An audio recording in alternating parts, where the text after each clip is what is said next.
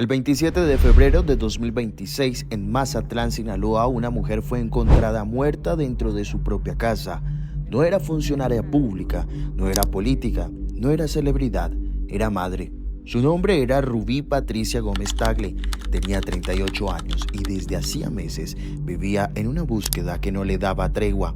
Aquella mañana tenía planes. Asistiría a una jornada con otras madres en una zona donde antes se habían encontrado restos humanos, pero Rubí nunca llegó. Horas después su cuerpo fue hallado en su vivienda, en el fraccionamiento Infonavit Jabalíes. Presentaba heridas provocadas por arma blanca. Ese mismo día, en el mismo estado, la presidenta de México realizaba una visita oficial para hablar de seguridad. La coincidencia no pasó desapercibida. Mientras se hablaba de avances y reducción de delitos, en Mazatlán se confirmaba el asesinato de una madre buscadora. Desde entonces, las preguntas no han dejado de crecer. Mataron en Mazatlán a la madre buscadora Rubí Gómez. Rubí, una mujer valiente, una mujer, pues ejemplo, sí, de lo que muchísimas personas viven en este país. Esfuerzos inmensos por encontrar a sus familiares, enfrentan amenazas y violencia en ese camino. La encontraron muerta en su casa, de acuerdo con los colectivos, pues la estaban llame y llame, no contestaba. Y bueno, pues acudieron a su casa y resulta que ahí estaba. Le preguntaron a la presidenta sobre el tema y dijo que ya la Fiscalía Estatal está investigando. Para entender por qué Rubí estaba en esa lista de mujeres que salen a campo con una pala y la esperanza hecha pedazos, hay que regresar al 25 de mayo de 2025. Ese día, su hijo, Edgar Daniel López Gómez Tagle, desapareció en Mazatlán. No hubo una versión oficial clara que explicara lo ocurrido. No hubo certezas, solo el silencio, un silencio que en Sinaloa suele tener un peso específico. Las hipótesis comenzaron a circular. Posible privación ilegal de la libertad, intervención de grupos criminales, una desaparición en un contexto de control territorial. Nada confirmado, nada descartado. La Fiscalía inició los protocolos, pero las respuestas no llegaron con la rapidez ni la profundidad que una madre necesita para seguir respirando. Compañera, sí, y con el miedo de decir, porque nosotras apenas vamos a cumplir un año que fundamos el colectivo. Es la segunda compañera que nos quitan. Fue esa ausencia de respuestas la que transformó su vida. Rubí dejó de esperar, se integró a un colectivo en Mazatlán, caminó brechas, participó en rastreos, excavó con sus propias manos en terrenos donde otros preferían no mirar.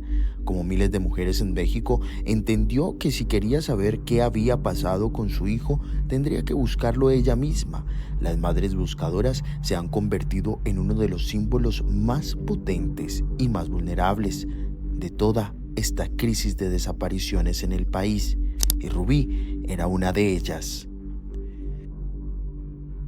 El día de su muerte debía encontrarse con otras integrantes del colectivo para salir a campo. Cuando no respondió mensajes ni llamadas, la preocupación empezó a crecer. Más tarde, las autoridades confirmaron que su cuerpo estaba dentro de su casa, con lesiones de arma cortopunzantes. Hasta ahora, la Fiscalía Estatal no ha anunciado detenciones ni ha confirmado un móvil específico, y ese vacío de información es el terreno perfecto para la incertidumbre.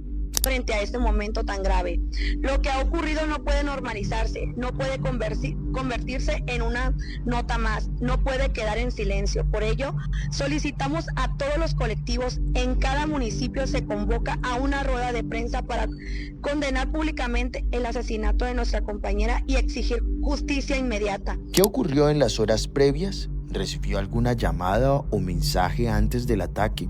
¿Hubo señales de entrada forzada? ¿Fue un ataque dirigido? Tampoco se ha informado públicamente si existían amenazas previas relacionadas con su labor como buscadora, sin detalles oficiales claros. Múltiples escenarios permanecen abiertos. Entre colectivos y analistas han surgido varias líneas de interpretación. Una de las más mencionadas apunta a que su asesinato podría estar vinculado con su activismo, con su participación en búsquedas en zona donde operan grupos criminales. Bajo esa hipótesis, el crimen podría atenderse como un mensaje de intimidación. Otra línea sugiere que podría tratarse de un hecho sin relación directa con su labor, un conflicto personal, un robo que escaló a violencia. Hasta ahora, no existe evidencia pública que confirme ninguna de estas versiones. La asesinaron por no rendirse, la asesinaron por buscar, la asesinaron por ejercer el derecho más profundo que puede tener una madre, que es encontrar a su hijo. Su muerte no es un caso aislado, es el reflejo de un país donde las familias buscan solas, sin protección, sin garantías y muchas veces bajo amenaza.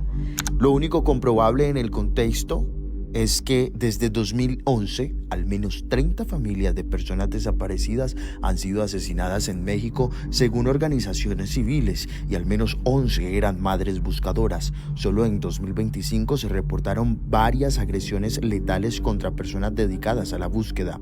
Cada caso no es solo una estadística, es un recordatorio del riesgo que implica salir a buscar en territorio donde la violencia y el silencio conviven. El elemento que amplificó el impacto fue la coincidencia con la visita presidencial a Sinaloa. Mientras se hablaba de seguridad y resultados, una madre buscadora era asesinada en su hogar. Algunos colectivos interpretaron esa simultaneidad con un símbolo poderoso: el contraste entre el discurso oficial y la realidad en territorio. Otros advierten que no existe evidencia que una conexión directa entre visita y el crimen. No hay pruebas de causalidad, pero en términos simbólicos el contraste fue inevitable.